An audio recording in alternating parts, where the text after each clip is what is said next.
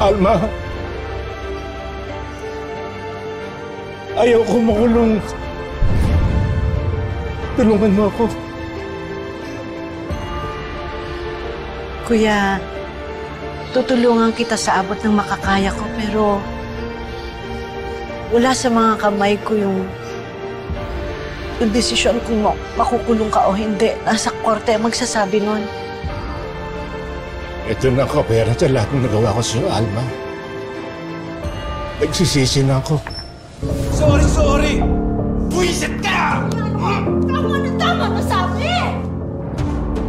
Kung hindi mo kami matanggap na mag-ina dito sa bahay na to, aalis na lang. Mabuti mo nga! Kahit kailan pakialam mera ka!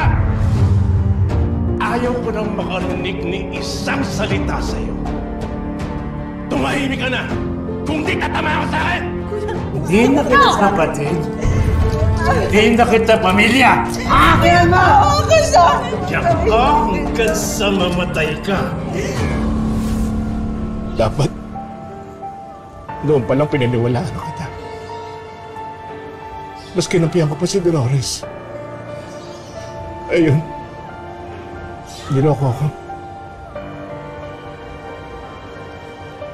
Wala nang may gustong mangyari to, kuya eh.